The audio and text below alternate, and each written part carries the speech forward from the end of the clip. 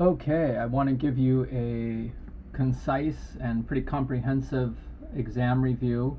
And so I want to just make sure that when you start that you've got some time and that you're able to listen and engage with this presentation. It'll probably take probably close to an hour, I'd say, but we'll see how it goes. I want to give you a little context into my time teaching this course and kind of how it's structured and as a response to how students participate.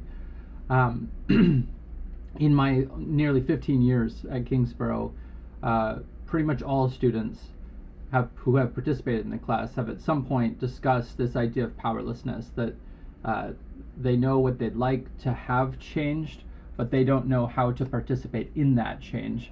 And so what you tend to get from that is this: it is what it is, or nothing can be done. Or on the other hand, sometimes students will say somebody else will do it for them. And so I really wanted to try to address that issue that I was hearing and continue to hear among students. I want to try to get into that a little bit more and think about the structures and what you might be able to do within those structures. And so if you hear, on the other hand, you'll hear students talk about they see college and the classroom as a place for them to move upward, to get a better job, or to enrich in their experience. So this kind of contradiction they're setting up is, on the one hand, they don't feel like they have power, you don't feel like you have power, but on the other hand, you think you might be able to get power or have more influence by going to college. So I want to kind of put that in the context of what you asked for when it comes to reviewing these topics. Sometimes I think you might think about college as just a series of checklists, right? I just have to do this thing and then I move on, and you're not necessarily thinking about how it applies to your regular life. In constitutional laws, I think if you just kind of pay a little bit of attention even to social media, you'll see that this affects all areas of your life. And so I wanted to try to give you a video that goes over the main concepts, but then also shows you kind of how to do critical thinking, something that I'm seeing most of you really struggle with. Even students who I've seen that you have good GPAs, it seems like you haven't quite learned how to do critical thinking, and that'll be incredibly important in your workplace. But also if you transfer to the four-year college, that's primarily what you'll be doing. And so let me just try to distinguish that from what many of you are doing are summaries. And so I want to kind of try to do that in this video, and then also just kind of give you an overview of what you've done and what I'm hoping you'll be able to do on the final exam. So what's interesting is that this sense of powerlessness engaged in a struggle is also seen in social movements research, which is what I do. And so there's a similarity that you're going through that folks who start getting involved in law and politics also feel. And so I'm really interested in exploring that further and better understanding why some students choose to engage with the process and other students feel like they can't. So on the one hand, we have a story about rights, which I call rights talk in the book. And rights talk is not a bad thing, it's not a good thing, it's just a description of how people think about constitutional law, or how they think about society or injustice. They think about their rights. On the other hand, however, from the structural side, from the formal law, we see focus on doctrine and processes, and not really anything about rights talk, or very rarely. I think Griswold versus Connecticut is one case that you could look at in our textbook that talks about rights, but most cases don't. They're focused on doctrine and they're focused on processes, something I think the media really just gets wrong when they talk about the Supreme Court, and that's what ends up making everybody a little bit dumber in social media, because you're really arguing with an argument that was never before the court. And that's this kind of gap again between the formal law and processes that you're kind of being introduced here, but you couldn't possibly learn all of that, right? Even law students don't learn all of it in 3 years. You're certainly not going to be able to learn all of it in 6 weeks, but I wanted to give you that, just be able to see that difference, that there's kind of everyday talk about rights, and then the more like inside the courtroom, you're going to be focused on doctrine and processes, not rights. So you want to think about this idea that one maintains dominant social structures. The doctrine and processes, they maintain dominant social structures, meaning they keep them in order, right? So you say, I have rights, but that's not the conversation that the dominant social structure is happening, because it's there to protect the interests of the elites, which I think many of you are getting confused. When it says, when you did your Google search and you looked up the Republic, You all kind of quoted the same thing about protecting minority population. I think some of you think that means protecting minorities. That's not what it means. It means protecting the elites. It means protecting property holders and rich people, who are the minority population, right? They are the fewest number of there's 300 something million Americans, and less than 30, really less than 15% of them are wealthy, right? And so, the majority of people don't have land, they don't have money, they don't have, they have debt, they can't pay their bills, right? That's the majority population. So the dominant social structure protects the elites, the rich, from the majority population of poor people. That's the design of the Constitution. You'll see that more in Unit 4, but hopefully you'll kind of let this sink in a little bit. It's not there to protect the interests of quote-unquote minorities, right? That's not what that means. So you might think, well, how on earth does this then, how do people put up with such a system that protects the elites from the poor, or from the masses? Well, it seeks legitimacy through representation and litigation. So on the one hand, you feel like you're represented because you vote, right? Or even if you don't vote, I guess you feel like you're represented some other way. Or in the case, if you want to look at one of your classmates' posts in the extra credit forum, right, you could sue, right? And that was really the issue in Chisholm, is that if you want to participate in the system, then you either have to sue the government, and you'll see that right was taken away, or you have to try to trust that your representatives that you vote for or don't vote for are going to look after your interests. So that's the republic, right? That's the dominant structure, which has nothing to do with rights, nothing to do with trying to protect injustices or even helping people, right? It's really about protecting one group of people. So the other structure, the other kind of set of people who are thinking about rights talk, right, those are the people who are resisting or avoiding that dominant social structure. They're trying to avoid injustice or try to resist injustice. Or, I think as many of you, right, pretend to comply with these dominant social structures, but meanwhile you complain about it or talk about it behind, right, other people's backs. And so this is this really strange kind of, again, sense of powerlessness versus struggle. And so we want to get a better idea of, well, what's going on there? Well, because it's similar to social movements, it would be smart of you, if you wanted to understand this and understand your own position in the world, to study social movements, right? To see, okay, how am I similar? How am I thinking similarly? And so you'll look at the textbook and you've got a reading about the future of social movements. And so, right, here's the citation to Charles Tilly and Leslie Wood. And so they give you a perspective about how to think about the future of movements. And so they've got 4 different categories, how movements become more international, which I think the whole issue about Gaza is so evident here, right?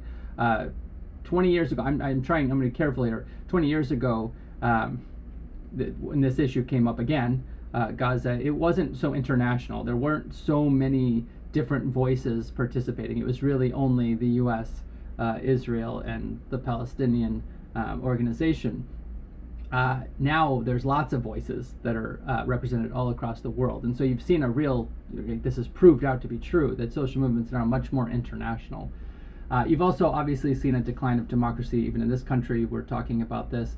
And what we mean is really this kind of separation between elites and everybody else. And when we think democracy is going really well, when we look at the 50s and some parts of the 60s around the world, we say, well, there's less of a gap between rich people and poor people, and middle class people in particular are participating at a lot greater rates than they are today. Another issue that's not really talked about as much is professionalization, and this is just people who work within nonprofits or social movements now tend to go to college and they get degrees, and so that might be something you might be interested in. And so if you want to get participating in these structures, you tend to need to have a formal education and to network with those people. And then finally, they've got this concept of triumph, meaning that that there's actually victories that are kind of coming up here and there, right? If you take the case in Montana of the young people who sued the state to protect their environmental interests, right? That is kind of an evidence of this kind of progression of that people are actually making progress against injustice or against those dominant structures. So again, you want to go into the textbook and pull from here for your answers some of the quotes and look at these graphs to try to see how you might fit within that structure. So the point here is that structures matter, right? It's not just about individuals. It's all about our social relations.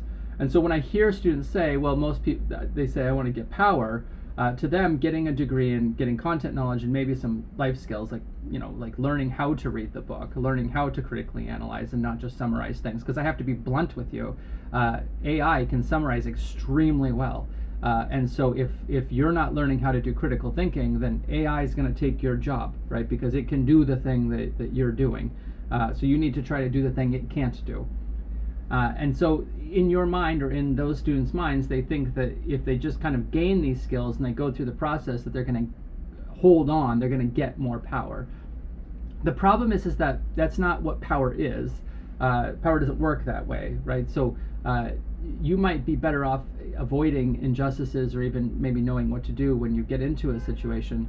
But power also is in those resistances, those underground cultures, and the tension that's generated from that desire to possess power. Because if you want to possess something, usually people don't want you to possess that. So now power is generated from that conflict. And so we need to look at power much more three-dimensionally, where we're thinking about, again, like it said in the last slide, you want to think about internationalization, the global atmosphere, the national atmosphere, the local atmosphere, right? Power works differently in those different settings. But there's also spaces that are closed spaces. So the group that met with President Biden to decide whether he was going to run or not, right? That's a closed space of power. But there's also invited spaces. So oftentimes at Kingsborough, students are invited to come participate in conversations, and that's now you have power in that space, right? The power is being used in that space. Or oftentimes if you protest or you start a lawsuit, or if you vote, right, you're claiming your power in those spaces, right? And then the forms are often visible, hidden, or invisible, meaning that sometimes you can see the power. I think that's when students are saying, I want to get to power, you're really looking at the visible power. But there's also hidden forms of power. So, pretty clearly, like if you think, your neighborhood is changing in a negative way, well, there's power in a hidden way there on what are called zoning practices, which are hidden and they're usually in closed spaces. And so these are the things you don't see, and so you're not aware of that power. And then there's invisible power, and there's a lot of ways you could think about this. But the way that we tend to think about it as scholars is when people shape your wants and needs, right? So when the power is so dominant, that you don't even really think about it. I recently just saw a Boston Celtics basketball player giving a lecture using this idea of invisible power from a philosopher, Michel Foucault, and he was able to very clearly identify how the NBA is using an invisible form of power through media training that actually gets players to censor themselves and behave differently than they were. In other words, to not be themselves.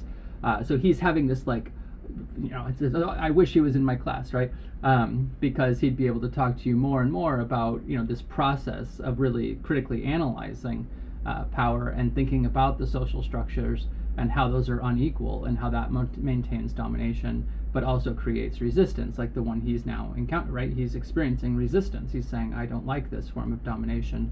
And so he used his mind, he used knowledge and reading about these things to be able to understand what he needed to do to regain his own power. So I want to then put that into the structure of Kingsborough, right? So Kingsborough students are many things, of course, right? I mean, I think that's what makes Kingsborough so unique, is that it's one of the most just unbelievably diverse places on the planet Earth.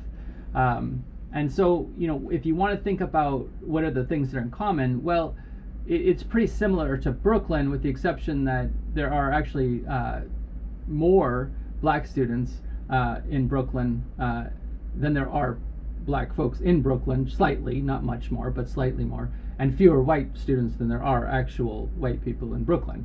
And so it's a slightly representative of people of color more than it is of white dominant culture. And so it's an interesting place to study because we can kind of see different voices that we wouldn't necessarily see in mainstream media or mainstream politics. And so it's an important place for you to really participate and to share your opinions, because we don't get to hear from these points of view very often. However, on the other hand, nearly half the students are like myself. They're first generation students. So we didn't really have the benefit of having people explain to us how to go to college, especially in America, and to understand what that process is. And so you have to struggle with those things. And so you're often don't know your rights. You don't know what you're able to do. You're not sure how you can push back. And you kind of just go with the flow, right? Which is not necessarily a good thing, in my opinion. Students are also marginalized in different ways, meaning they're kind of pushed out of the center. They're not really paid attention to in the political or mainstream media in different ways. And so mostly this comes through the fact that most students are from households with less than $45,000. Meanwhile, right, average rent for a 2-bedroom apartment is well over $3,000. So, if you do the math, right, rent is about $36,000 a year. That doesn't leave you much money for things like food, healthcare, education, etc. So students are usually here at Kingsborough on some form of support, right, that the federal government, the state government, the city government have supported or have paid parts of your tuition to help pay for my salary, keeping the college open, things like that. And so you pay a lower rate than you would say at like an NYU or a Columbia. The question then becomes, are you getting a valuable education then? Right? If you're not paying for it, if you're not buying the books, if you're not paying for the tutoring, those kind of things, are you getting the same kind of education that the folks at NYU and Columbia are? The other issue is that nearly a third of the students are foreign-born who are recent immigrants, and so they're also navigating the United States, economic system, the housing system, right? So not just college, but also these other systems. And I know many of you work as well, and so you're doing that. And so there's a lot of diversity here that is not, again, captured in the conversations we have, especially about constitutional law. And so I've really structured the course to be able to have those voices come out, and we can think about, again, beyond formal law, what is constitutional law to real people in the real world, and how does it really work? And so you want to just think about it this way, is that this is not really a label about you, the student. This is a label about the college, right? Given all of this diversity and given all these unusual voices, right, how are we responding to that? And so the way that we think about marginalization is that it's when the institution is underserving, misserving, or unserving, because they're basically not able to capture this whole picture. And so this is us trying to respond to that and to identify the gaps and to try to provide those supports. And so keep this in mind as we go through this presentation. The other thing is that I wanted you to think about then, what does sovereignty mean, right? So sovereignty can't mean one thing here. A lot of you, this happens every semester, is where you hear a generalization like we the people, and you think it talks about you. I want you to think back to that assignment I gave you, where you went on to Google and you answer those questions, and remember that when I asked you who should be excluded, and only about a third of the students said no one should be excluded, right? So that means most students think that there are people who should be excluded. So when you say we the people, you have to understand that if you're talking about everyone, then everyone is excluding large groups of people.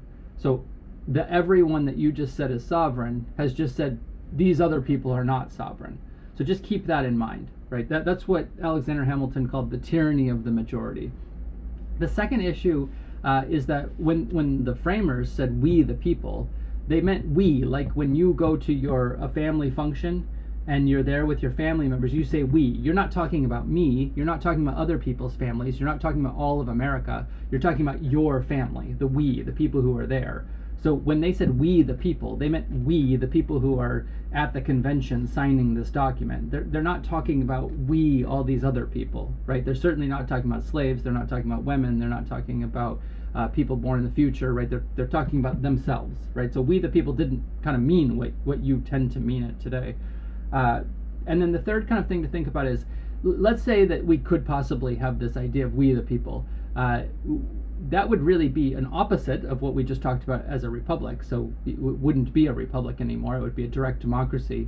But then secondly, how would you structure that we the people? And I think about this way, is like, so if let's say we the people were all equal, right? Then we should be equal in housing, right? We should be equal in access to food. There shouldn't be one culture that dominates other cultures, right? Spanish should be spoken more, frequently, or probably multiple language should be more frequent. Like, what does this say about jurisdiction, right? So once you actually kind of get past the broad generalizations of we the people, how does this actually operate, right, in physical everyday reality, right? These are things that constitutional law has to deal with. They can't just, it's not like a fiction. It's not just writing a book and saying, I wish we were all equal, right? You have to actually show how could it actually happen, because if that's your claim and you're not equal, then you're violating the Constitution. So you want to think about sovereignties as plural, not as single, right? As plural, as many different types of sovereignties. So with this knowledge, you then want to kind of go back and think a little bit more concretely. What does it mean? Many of you, seemed, again, like just kind of copying and pasting from the internet, I guess. But like when you talk about Chief Justice Marshall, you tend to like talk about it as if they didn't take the sovereignty away from American Indians. You kind of excuse it almost exactly the same the way people did then, and the same way they justified slavery, where you're saying, well, the more powerful group has come in, and so therefore they get to be sovereign, and the less powerful group has to struggle, has to resist, right? And so the dominant group is the definition, and then everybody else, the majority, are just out of luck. It's interesting, right? Because if you then look to law, as Linda Metcalf said in the textbook, to make a change there, what you're saying is that the dominant group who dominates the law is going to be the people who change things to be more just towards the majority group who's been dominated, the powerless group. So why would they do that, right? They've already dominated, they've already done an injustice. Why would they then use the law to make that injustice better, right? And so what she's trying to get you to see is that oftentimes the law actually works the other way around, right? The dominant group uses the law to maintain their dominance, to maintain the injustice, not to correct the injustice. I know this is really hard for a lot of students to think, because this is not what TV tells you. But when you start doing the reading, you start looking at the cases, you really need to, again, critically think and not just summarize things. You need to get in there and really get messy and try to understand this as what's going on here. And so what you have to try to think about is sovereignty in the legal sense, in the constitutional law sense, has been really boiled down to this idea of, you're sovereign if you can pass taxes. So you can't pass taxes, I can't pass taxes, so we're not sovereign, right? New York City can do so, the city council can do that, so they must be the sovereign. We can't require education, right? We can't zone for residential, commercial, and overall academic. So you kind of see a trend here, right? If you can't do these things, then you're not we the people, right? We the people, just like in the cases against the American Indians, so we're like the American Indians here, right? We the people are the government. Those are the people who have sovereignty because they can do these things. They can act like a government. So that's why, again, like in a republic, you really have, the only way you can really participate is either to sue, to start litigation, to bring a lawsuit, or right through the election process of voting or even running for office.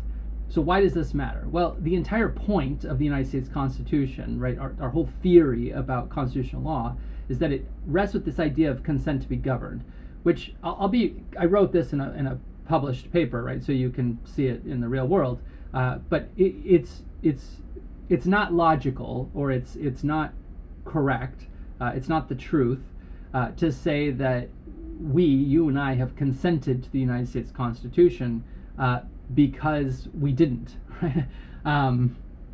So the general theory in political science has been, because we're not actively resisting the idea of being governed via the United States Constitution, therefore we consent to it. That's not a very great argument, in my opinion, and there are others who agree with me that that's not a very great argument. And so we want to think about this idea of, like, we've never really consented to being governed. We're just kind of going along with it. And Thomas Jefferson in the Declaration of Independence, said what made the Declaration of Independence kind of unusual is that historically people do just tend to go along with things, even if they're bad, even when they're awful. But that sometimes they get so bad that the people have to then say, okay, we've had enough. We're not going to do this anymore.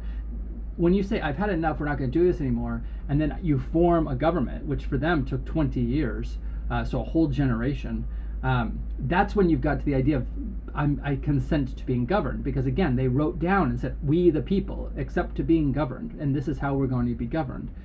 We haven't done that.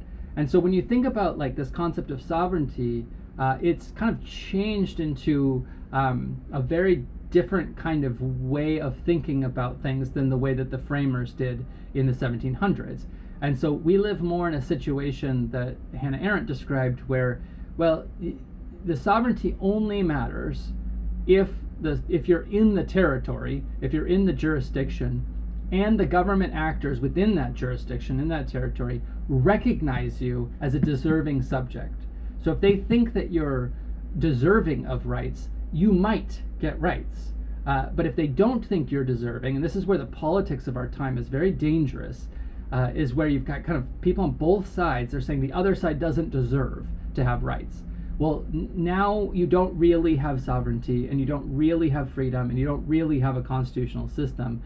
You have a much more illiberal or dictatorship kind of. It's not quite a dictatorship, right? It's more of a like technocracy, where the technical details are what are determining your life, and not really the democratic debate or the arguments or the conversations. And so really the only way that you can kind of go up against the system is you have to show that the practical technical situations are not fair and not equally applied, which in our legal language we use the language arbitrary and capricious. If you can show the act was arbitrary and capricious, then you're more likely to get your rights restored. But if you can't show that, then you're very unlikely to get your rights restored. And so we see this happening in injustices of racial discrimination, gender discrimination, sexual orientation discrimination, age discrimination, culture and ethnic discrimination, reproductive access denial. Those are the things we talked about in the textbook, right? We talked about there's even free speech denial.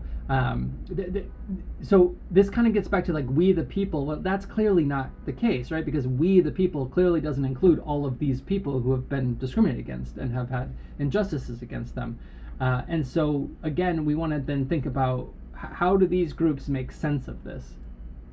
So when you go into the final exam, what I'm expecting you to be able to do, assuming that you've been engaged in the course, you're not just copying and pasting from the internet, and you're thinking deeply, having conversations with your friends and family about these things, and doing the reading, is that according to the textbook, you'll see here are the learning outcomes, that if you had engaged in the readings, and if you kind of followed through with this work, then you should be able to do these 5 things. So you should now be able to read cases. So if I give you a case, you should now be able to apply a contextual framework that's focused on your lived experience. So you say, this is how it is different or similar to my experience.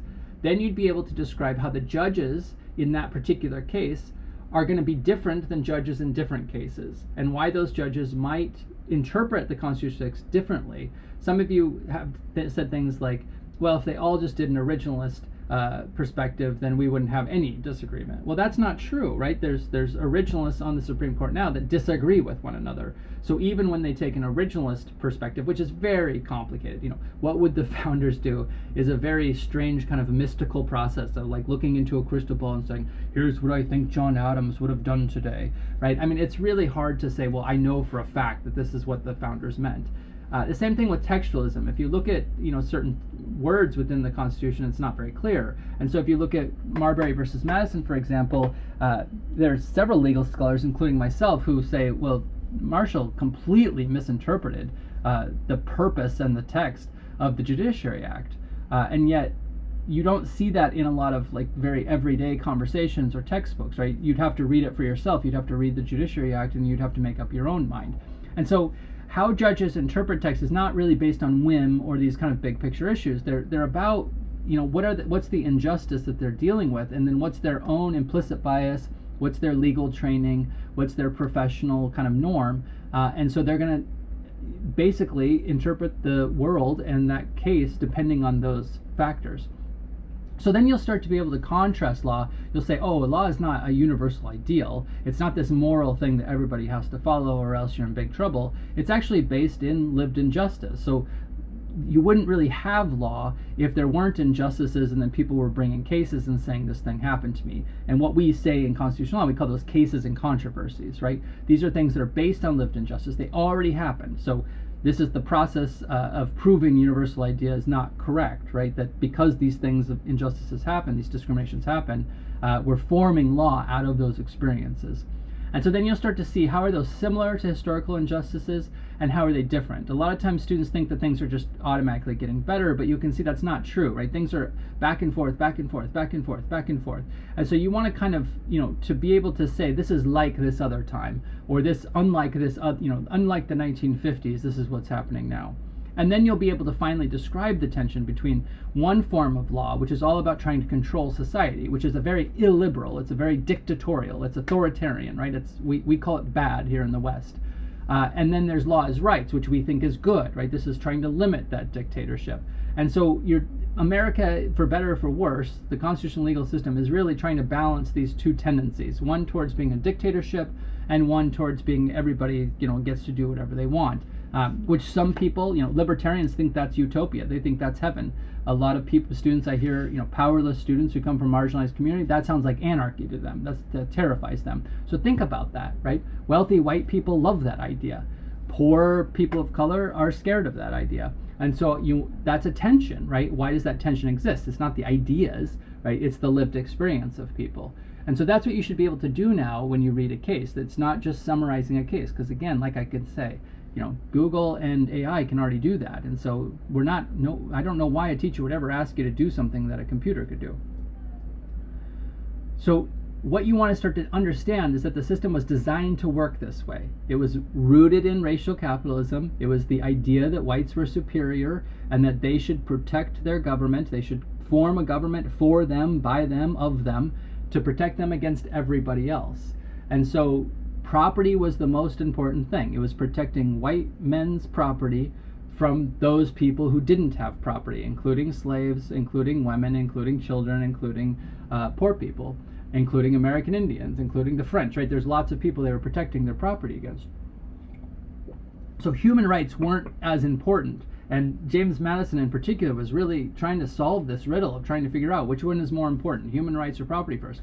He ended on the side of property first, but lots of them are trying to think, well, if I give human rights, how do I protect property? And then you'll see like the environment has no rights, right? And so you've seen cases in which the Supreme Court has sided on fact of corporations, even though they violated human rights and environmental rights. Well, some people would say, scholars would say, well, of course they did. That's what the Constitution set up. So they're just doing what the Constitution told them to do. So what can we do about this if you think this is a problem?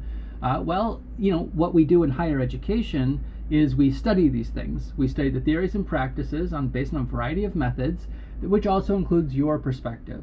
And so this is where you should really be getting engaged in the process and thinking about it, especially if you're a criminal justice major, because you've volunteered to help us think about these complicated structures. And so it would be nice as you're doing this, you'd be able to explain how there's contradictions in the Constitution, how it protects property, how it protects certain interests against those of the majority. And then you'll describe how then that means that judges actually maintain the system, and it's not just necessarily something that's good for you, it's good for a different group of people. And then you'll also be able to see that legal rules don't always work for social change, they often work against them. And then you'll be able to see, well, do courts actually have any influence over social relations? And if so, what are they? And so this will probably upset a lot of your assumptions. And that's really how all of college should be, is you come in, you're learning new things. But it means that you have to now, really, again, get into critical thinking. You have to try to understand, why did I think that I did what I did before? How is it different now? Do I believe this new information, right? This is why I'm giving you lots and lots of information, is so that you've got a lot of different ways to get to the same place. And you're not just relying on, two-word sentences on the internet. Now, speaking of one word, one word at a time. These three kind of concepts are what we're trying to get you to really think about: identity, agency, and advocacy. And so I provided a reading by Bell Hooks that talks about how when I first read this made total sense to me, because I felt the same way, coming from a working class background, but most of my teachers were from upper class backgrounds, and so we never talked about class, and I felt like my position was always being ignored, that people didn't understand where I was coming from. And so only by us actually digging that out, what is it that we experience that's different than what wealthy people go through, or even upper middle class people, or people who had, some of you might have parents who went to college. think about how that's different than for those of us who didn't have parents that went to college, right? And how we are trying to make sense of the world differently. That's kind of where we're trying to get you to go. And here's a huge challenge then, is that what college writing is not summaries, right? Summarizing, again, is dead, right? I mean, there's no use for it now that computers can do it. But you did it probably a lot in high school, and that's why you want to do it here.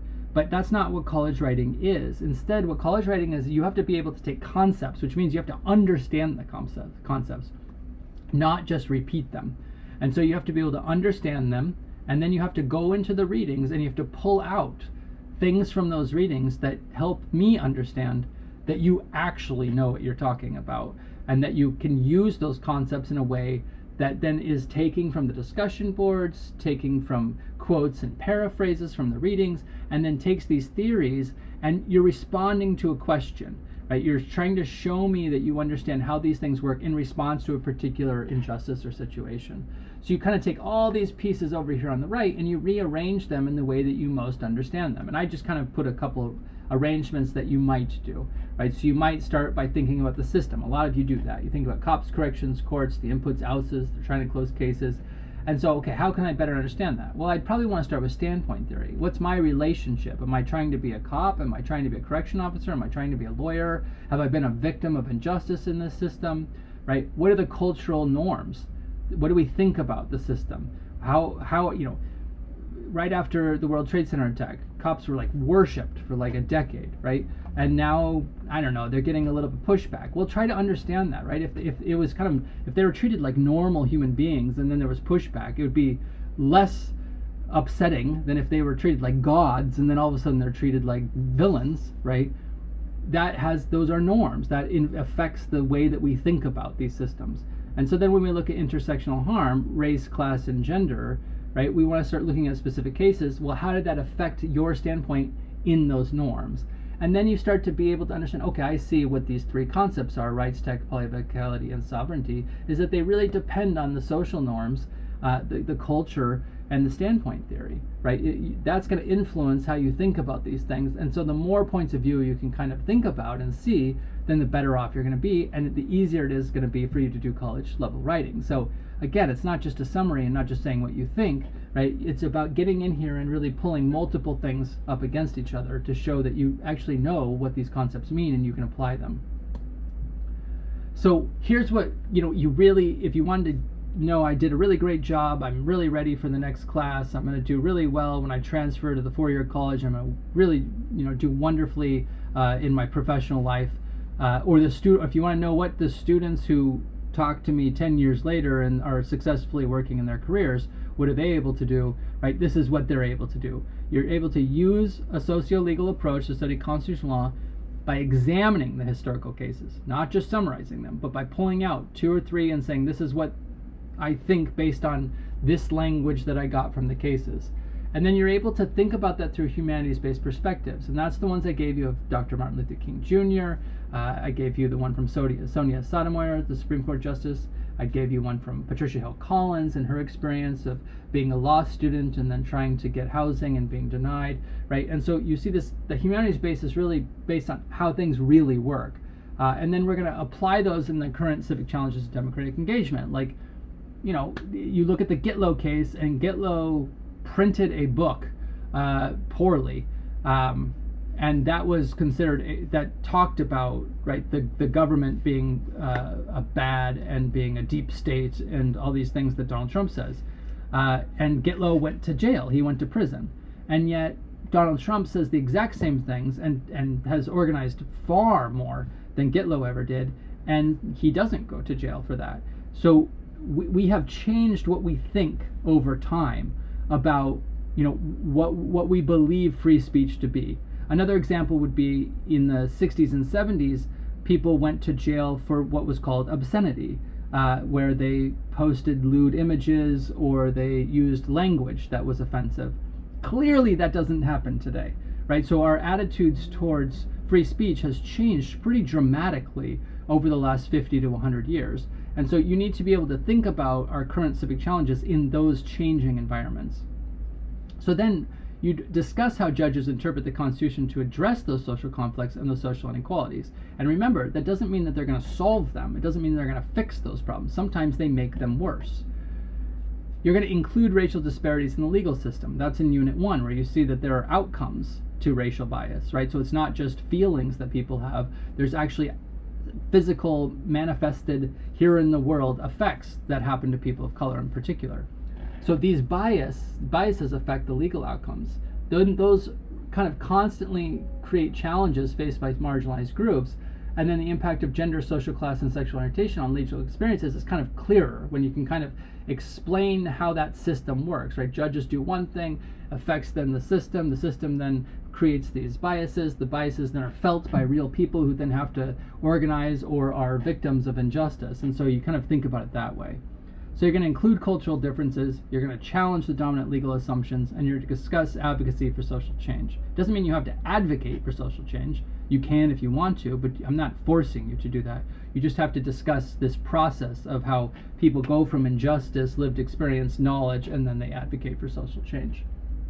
So so those are like the 4 things you really necessarily need to do, and then how do you do it? Well, in the reader, this is why the textbook is so important, is that there are various legal and socio-political concepts presented. So I give you judicial interpretations, educational theories, sovereignty, the intersection of law with social issues, identity, human rights, right? The role of social movements. I give you lots of different concepts that you can apply. You don't have to apply all of them, right? But you should be able to apply 1 or 2 of them really well. You should say, I definitely understand this one. Several of you have said sovereignty, right, is one that you understand. I hope so. But you'd explain how you understand that. And then I've given you key case excerpts that include Garrity versus New Jersey, Roe v. Wade, Texas versus Lawrence, Loving Virginia, many, many more, right, that come from criminal justice, that come from reproductive rights, that come from administrative issues, right? A lot of different kind of topics so that you can kind of test these concepts out in real cases and show that you understand how to analyze them, and again, not just summarize them. So you should be questioning whether judicial decisions actually address social injustices and promote fairness, or do they tend to bias towards the wealthy and influential? And you should know the answer to that question. And if you want to do further research, there's this great article called Why the Haves Come Out Ahead. Now, it's like a 90-page article because it shows in very clear detail how the wealthy use the legal system to continue to benefit themselves. And so it doesn't mean it's rigged, right? It means that what are the wealthy doing with the legal system that poor people who think they're powerless are not doing? I'll tell you one thing, the wealthy and influential do not think they're powerless, right? So they're quick to go use the legal system and the political system, whereas people who are poor or marginalized tend to see themselves first as powerless, and so therefore aren't quick to go use those systems. So again, right, you're going to be able to try to look at the learning outcomes, and then you're going to apply those, showing me that you understood the cases more than just the summaries, that you're able to get in there and critically analyze them, and to be able to compare and contrast multiple cases. So then you're going to see 3 or more stories about what law means. And this is like extra credit A+ answer. If you can show me situations in which people are using the law to their benefit, then we think about that as with the law. And so it's described as a game to be played where rules can be bent or invented by self-interested actors set out to win. Oftentimes you say this is a loophole. I think that's ridiculous language, but right, law as a game is a much better way of thinking about it, is that there are no loopholes. They're using the actual rules that actually exist to their benefit because the other side can't figure out how to do it. The first type is before the law. What a lot of people think of is like up above me and it's important and I must do it. Like it's almost like a religious experience, right? So you could show me the situations and where it's obvious that people think that. And then the third one is actually the most common among your group of students at Kingsborough, which is where you're up against the law, where the law is actually a product of unequal power that's not really there to help you. It's actually making it harder for you to move up.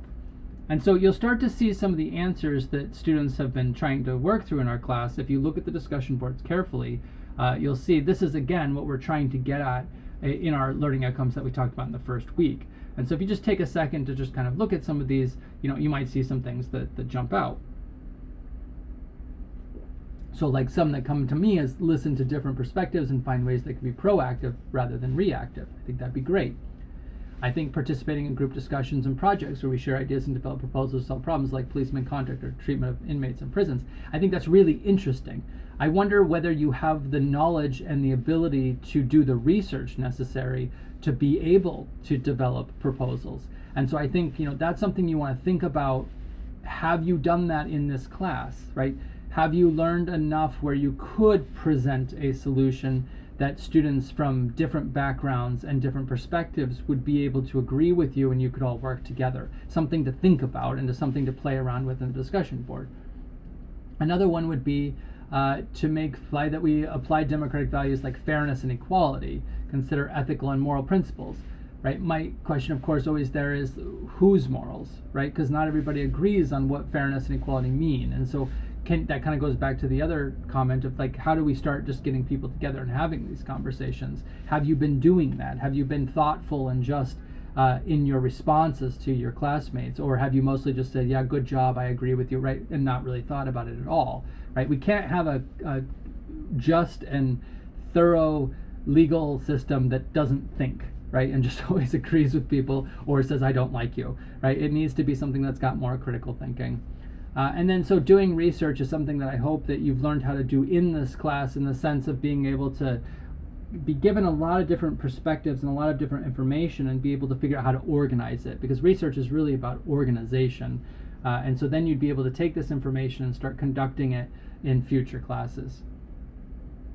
So just kind of closing up then is that another thing to think about is going back to sovereignty. I wanted to pull this one out because,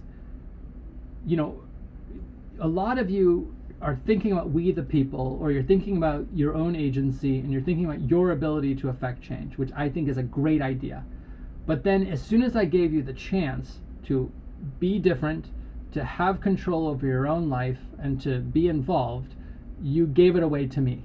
And so I really am bringing this back to you. On the final exam, you're going to get to give your own grade, but you've got to do it in the just, thoughtful way that was just explained in the last slide. You've got to look at the grading rubrics, you've got to look at the language, you've got to pick some of that language about some of the concepts that you learned, and then you've got to be able to prove it. You've got to be able to show me that you understood by pulling out examples from the readings and examples from the cases that are critically analyzed, not summaries, right? Because I don't need a summary summarizing a summary, right? I need you to analyze what you've been able to do and what you've been struggling with in a way that shows me what you understand and what you are still struggling with, right? So I think that's the way that you need to think about it if you want to have this influence over your final grade, which I take extremely seriously. So what I've given you then are grading rubrics. So you look through those. You've got a final exam prep document, which gives you all the main answers to the multiple choice exams, as well as ways to organize the cases and to get ready to give those essay answers. And then the final exam, which is due by August 5th, right? And so you've got a good amount of time, and I hope that you're able to get organized. And if you need to meet with me over Zoom, I can help you think this through, or if you'd like to email me, that'd be great. But again, let me just repeat this one more time because I've only said it about 20 times.